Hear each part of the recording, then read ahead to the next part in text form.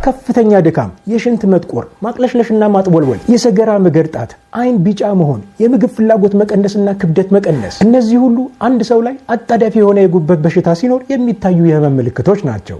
ነገር ግን አንድ ሰው ላይ አሳሳቢ የሚባለው የጉበት በሽታ ስር የሰደደ የጉበት ድክመትና የጉበት ካንሰር ሲኖር ነው። እነዚህ ደግሞ ራሳቸውን የቻለ ለየት ያለ የህመም ምልክቶች አሏቸው። አሳሳቢ የጉበት በሽታዎች አንድ ሰው ላይ ያለምንም ምክንያት በአንድ ጊዜ የሚጀምሩ ሳይሆን ጊዜን ወስደው በቆይታ የሚነሱ የበሽታ አይነቶች ናቸው። ለምሳሌ የጉበት ቫይረስን እንመልከት።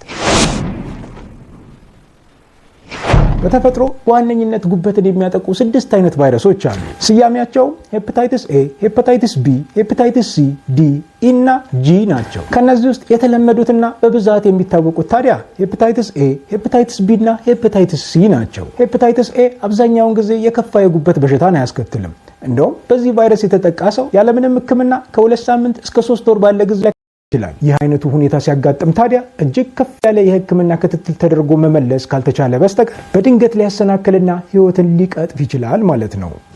ሌላው አሳሳቢ ችግር ደግሞ ይህ የሄፓታይቲስ ቢ ቫይረስ ስር የሰደደ የጉበት በሽታን የፈጠረ ከሆነ ነው። በተለይ በወሊድ ጊዜ በዚህ ቫይረስ የተጠቁ ጨቅላ ህጻናቶች በቀጣይ እድሜያቸው ስር ለሰደደ የጉበት በሽታ የመዳረግ እድላቸው ከፍተኛ ነው። ነገር ግን ከጊዜ በኋላ ወይም በወጣትነት እድሜ በዚህ ቫይረስ ለተጠቃ ሰው ስር ለሰደደ የጉበት በሽታ የመጋለጥ እድሉ አነስ ያለ ነው።